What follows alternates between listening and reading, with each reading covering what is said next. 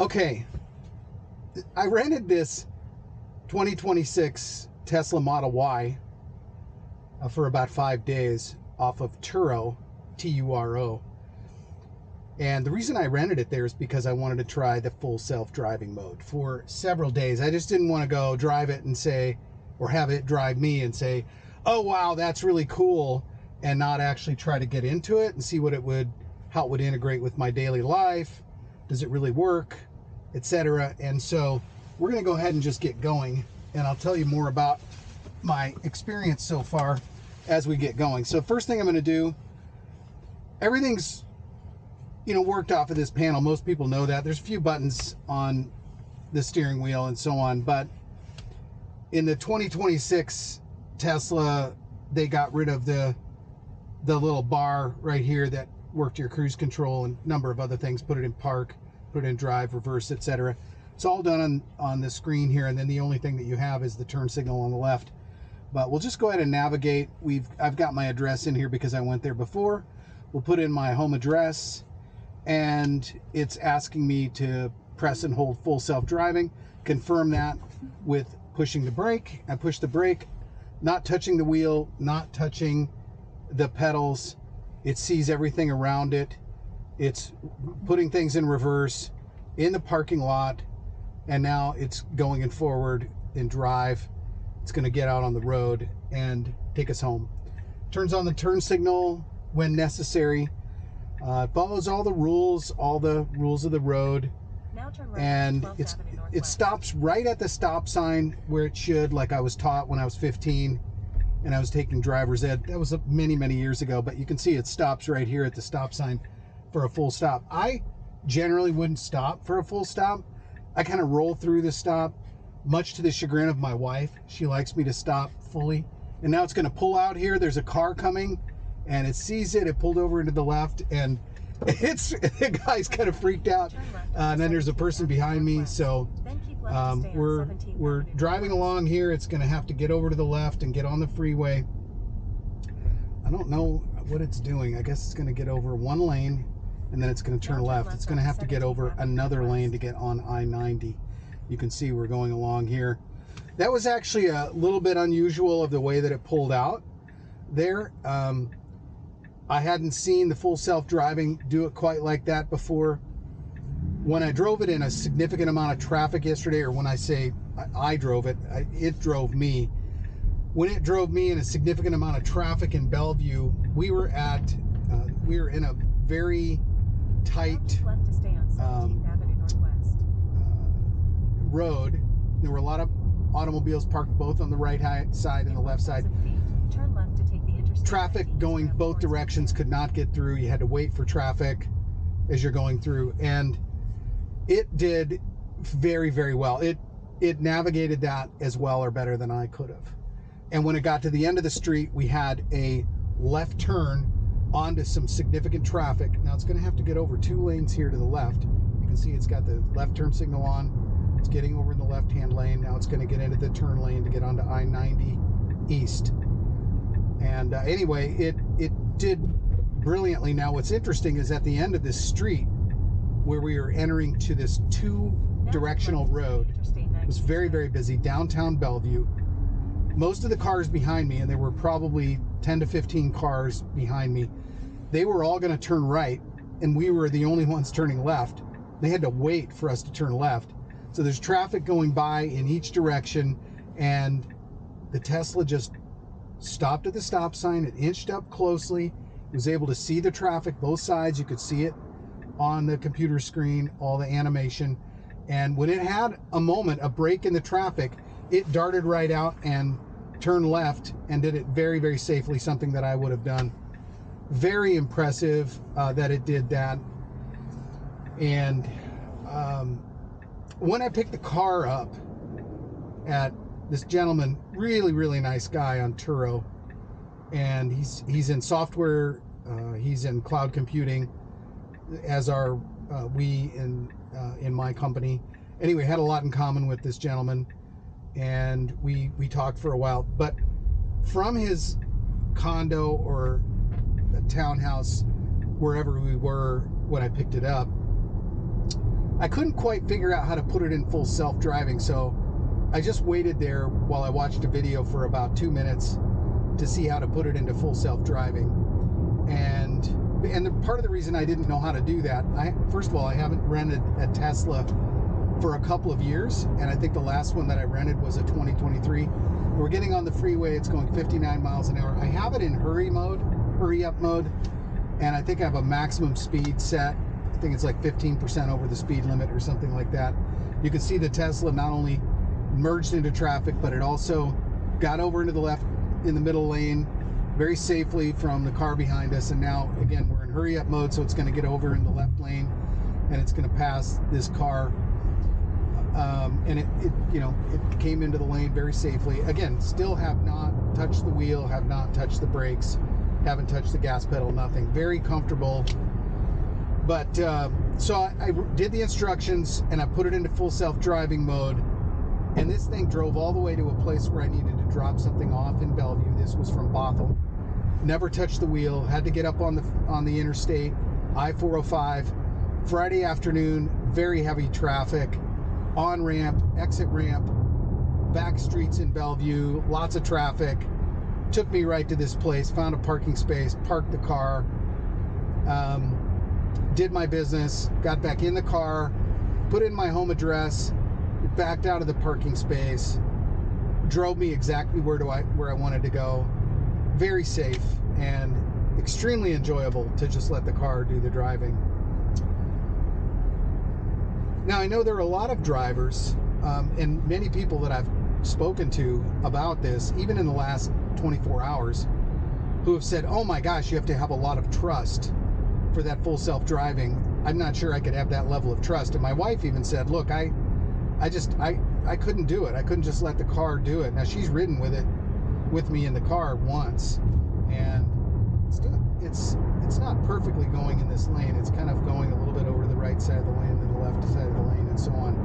But now, one thing I don't like about this right now, this situation that I'm in, is there's cars behind me that want to get around me, so I'm going to put the right turn signal on and get over to the right-hand lane to let these people go out. When I put the turn signal on, it does change lanes for me, which I think is very respectful of what I think it ought to do.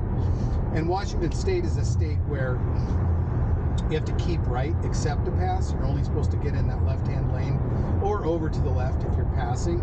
So you can see there's a few cars that are passing me here, and so I wanted to get over and be respectful and get in the right-hand lane so they can go beyond me.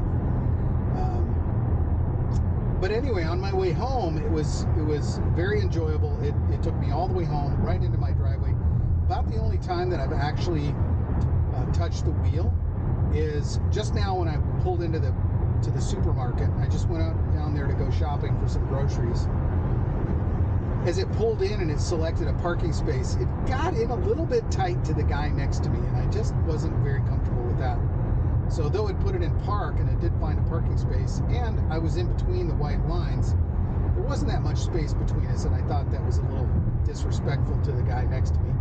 Not that the computer really knows about those things. So I just jockeyed it back out and back in and got it kind of more toward the middle of the parking space. But it did everything that it needed to do. Now, it jumped over into the left-hand lane, I think, a little bit early. And it says 69 is the max. I'm going to go ahead and turn this on to about 80 max. Because again, 69 isn't very much for it to want to get over into the full left lane. But now it's going to boogie up here to this next guy. And all I got to do is roll this little wheel up. And it changed in hurry up mode. It changed it to about 80. And 80 is about where I drive on this section of Interstate I-90. Speed limit is 70. Most people are driving 80 that are cruising along. You've got all different speeds, but 80 is about right for me. So I'll put it on there, and it just, to me, I like to drive. Okay, I own a Corvette Z06.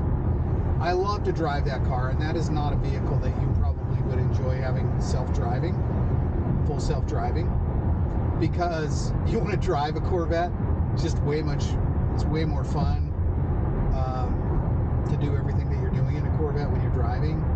But this car, just to get around for going places, very roomy, lots of space in the back. You can do I mean, it's an SUV, and actually when I look at it, it doesn't really look like an SUV, but when you begin to put things in the back, it truly is an SUV. It's got, you know, almost as much room as my wife's Highlander in it. Anyway, for a car like this that you're going to go back and forth to the grocery or even take some trips on, and you don't want to do the driving, it's very comfortable, and to me, very relaxing. So you can get relaxed. I actually find it a little bit difficult to figure out what to do with my arms. Maybe I should be over in the passenger seat, and that'll be easier. I suppose it's the same thing as being in the passenger seat from the standpoint of what to do with your arms. You put them on the center console and then also on the armrest here on the door. But anyway, so we're just cruising along here, 79, and it's very relaxing. If you have trust in the self-driving, it's going to drive as safely as you're going to drive. If you're concerned about speed, put it in hurry-up mode. Or if you really like to go slower than the rest, there's something called chill mode, which I think is like a grandma mode. I haven't really tried it. It sounds like a grandma mode where it's going to go quite a bit slower probably than the rest of the traffic. Maybe stay far over to the right. Maybe drive slower than the speed limit and so on. Not really sure what that's about, but anyway, for me, hurry-up mode feels about right. It feels about the way that I drive. And yeah, it's been pretty enjoyable. Now, last night after I got home, and I asked Janice if she'd like to go for a ride with me, I said, well, let's just go get it charged up. And we took it down a couple of exits on the freeway. Again, put it in full self-driving mode, put the address in for the supercharger station, put it in full self-driving mode, pulled right out of the driveway, pulled out onto the streets, got onto the freeway, got way over to the left in hurry-up mode, went about 78 miles an hour on the freeway, took us all the way down to the supercharger station, which was off an exit, and it backed into a parking space and let me charge it up. Now, backing it into a parking space, a little bit like at the supermarket, it did not park it very well. I was pretty much on the line for the parking space next to me, and it's not something that I would have done. Now, I didn't repark it because there were very few cars.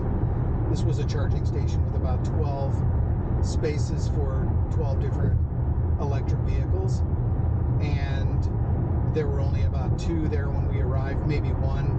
Then I think a couple more arrived, were there for a short period of time, and then took off.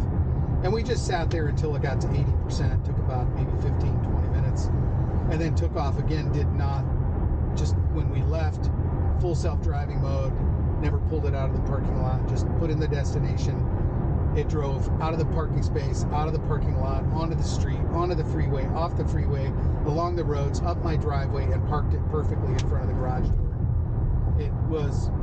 It's truly fascinating. And again, I think my wife watching that, I think she has a little bit of anxiety of letting the full self-driving, do its thing. So now I just passed this truck, and I'm over in the left-hand lane, and there's a truck behind me wants to pass me. So I'm going to go ahead and turn on the turn signal, indicating that I want the car to get over, allow this guy to pass. I don't know why it doesn't allow people to pass like that. I think it's not as courteous as I would be as a driver, even though I'm in hurry-up mode, just because I know there are other people that want to go faster than I'm going. And certainly when they're pulling up on my bumper, you want to make sure you get out of the way, particularly in states like Washington, where you keep right except to pass. Now, he's staying right back there behind me on the left-hand lane, so I'm not sure what he has in mind. But now the Tesla's getting over by itself to the left-hand lane because it's going to go around this truck up here. It must really see out a pretty far distance to try to figure out how it's going to get over to the left. Maybe that's why it stays in the left-hand lane, is it sees other cars that it is encroaching upon in the lane just to the right, and maybe it knows it's going to stay over to the left. Again, haven't touched the wheel, very comfortable driving the vehicle, staying in between the lanes. It's really a remarkable experience, and you can see it's beautiful out today. It's a little overcast. It was raining earlier today. Now this guy wants to get around me, so I'm going to go ahead and get to the right again. He's acting like he does want to pass me this time. I'm not sure if that's true, if he's just faking me out, but here he comes. He's coming around us. I'm hoping this video is taking, because earlier I had the video, I started it, there was a problem with it. I drove all the way to the supermarket and was talking the whole way, and I got there and I couldn't turn it off. I had to literally pop the battery out of it, so it locked up somehow and it didn't take any of the video. First time that's happened. It's a little bit older Insta360, but yeah, so when I first got the car and I was driving, I didn't see the temperature, the thermometer right here, the gauge of how to set the temperature. So I think it was set up at about 73, and I was getting quite warm. And I put on the main screen here, and I was trying to find, where the controls were for the climate, and I couldn't find the climate. I was literally hitting all these buttons. And then the full self-driving was complaining, it was angry at me that I wasn't looking out through the windshield. Like, it doesn't mind if you have hand gestures. You can even, grab a text message, look at a text message, maybe even try to reply to a text message if you really want to. You shouldn't do that while you're driving, but if you want to, you can grab, if you received a text message, you can just take a look at it quickly. I wish it had Apple Play, because if it had Apple Play in it, I think that would be a little bit nicer. I could see certain things on the screen that I might want to see with my Apple. And I understand why they did it. They have their own navigation system, and you don't need your navigation system for Apple Play. And the same is probably true for whatever the look-like is for Android. But now we're getting off the freeway. This is my exit 31, North Bend. But back to my story when I left. So when I left there, couldn't figure out full self-driving. Got it figured out. Didn't know where the climate was. Ended up having to open the windows, which was fine. It was a beautiful day out. But I didn't know where to look for the fan. And, now it's showing the fan right here on the screen. And all you have to do is go into here. And that generally, if it's not, on this bottom bar, it's going to be inside this little bit. And then I could have seen all the controls. What I primarily wanted to do was just turn the fan up. If I would have seen this temperature gauge down here, I could have just turned the temperature down and that fan would have started blowing out, because it is on auto. And I like it a little bit cooler in the car. You can see I've got it at about 67 degrees right now. So now it's asking me, it's saying apply slight turning force to the steering wheel. I don't know. I think I'm looking down too much at this screen, and it's recognizing that I'm not paying attention. So all I did was grab the wheel and give it a little bit of attention, just to know, hey, yeah, I'm here. I haven't fallen asleep. I'm still here, and I'm not looking completely away. I'm mostly watching where we're going. But again, it is very relaxing just to sit in the car and let the car drive you where you want to go. It's really too bad that the other car makers are not licensing this technology from Tesla. I don't know if they're not offering it, or if they haven't tried. It's certainly a huge competitive advantage for Tesla, but I mean, wouldn't it be cool to drive in a very large Cadillac SUV with this kind of full self-driving in it? Or, select any vehicle like that you love and have the ability to have full self-driving mode. Now, we were going a little bit too fast there, and it did slow down, which was nice. I think it could see that this is, a little bit of a tight road.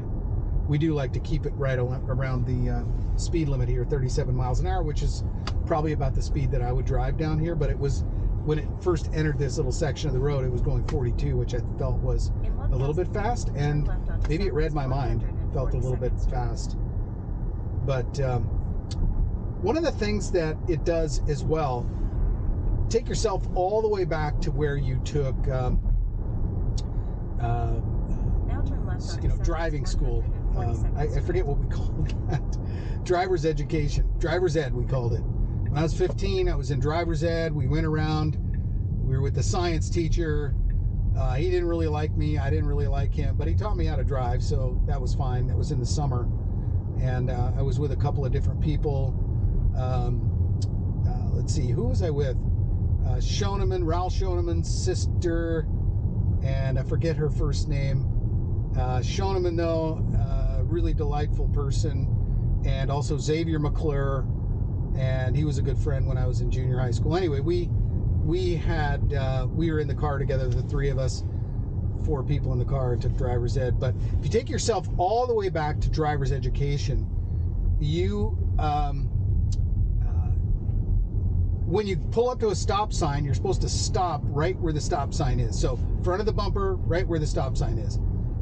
This full self-driving mode, it does exactly the same thing. And I probably haven't done that since driver's education. And so it's a little bit weird to me because I probably am a little bit too impatient at a stop sign. And I'll take things for granted and I'll look both ways as I'm kind of rolling through the stop, which they tell you not to do.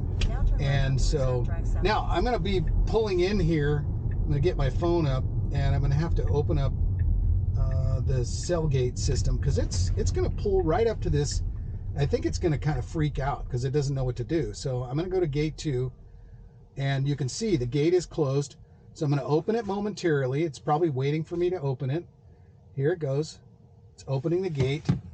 And at one time it tried to do a U-turn right here because it's like, uh-oh, I can't get through there. So now I'll open up the gate and then get through. And it was very respectful. It stopped there, right there by the gate, and now gets me here into the neighborhood. So anyway, that stopping is, and not doing a rolling stop. Again, you know, much more, it now wants me to apply a little slight force to the steering wheel just to let it know that I'm here and that, hey, I'm paying attention, I'm not falling asleep or whatever. I don't know why it was doing it right there. Maybe I was looking over to the right too much. But now it's going, you know, this is a private road, little tight private road. It's staying on the right-hand side in case there's any drivers coming over. One of my complaints about the way that it drives on a road like this, I guess it could be any road, but this road has a lot of manhole covers for the drainage system. And on the right-hand side, it has a number of catch basins. And those catch basins, it'll drive right over them and, you know, ka-thunk. And when I'm driving, I'll avoid those because it's mostly on that side because the catch basins are on the right-hand side. Well, the other side of the road, not right-hand side. It's the right-hand side when you're going the other direction. But like, it just went over that little bump, that little, you know, manhole cover. And it's a little annoying because some of them tend to be a little deeper. And so it'll bounce, the car will, down in there. And I would avoid those when I'm driving, either drive to the right of them or straddle them. But that's you know, just a minor complaint. I don't know if it doesn't have any memory though. My wife wanted to know, does it have memory? Like when you run over that thing and it bounces off of there, does it remember that it's there and it won't do that again? And I've discovered that it runs into those every single time fairly consistently, which is nice that it's driving consistently. However, I would like for it to slightly avoid those so that you know, your ride is much more smooth as both a passenger as well as a driver. But it's nice. It drives you right through the neighborhood. It's not too slow, not too fast. This actually has no speed limit in here, and so you can see it's going about 28, 29, which is probably about what, if we were to post a speed limit, it would be probably somewhere between 25 and 30. So now it's down to 23 going through these little curves.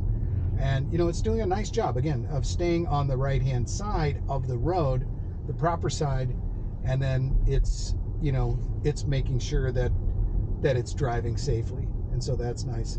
We're just driving by my neighbor's house here. He's got, I don't know, 3 or 4 Teslas for he and his kids. And he's been driving them for years. So all of this that I'm telling you, he's been experiencing and enjoying for the last many years. And they just got an electric Cadillac that he claims has full self-driving. I wonder if it's as good as this. I really do. So now we're pulling into our shared driveway and then to the driveway at our home. Again, not touching the wheel, not touching the pedals. Haven't touched the brakes since we've gotten going. And my yard's looking nice. The house is looking nice. We're all ready for the winter. It's a little bit wet today, a little bit of rain. And it's just going to pull in here in the driveway.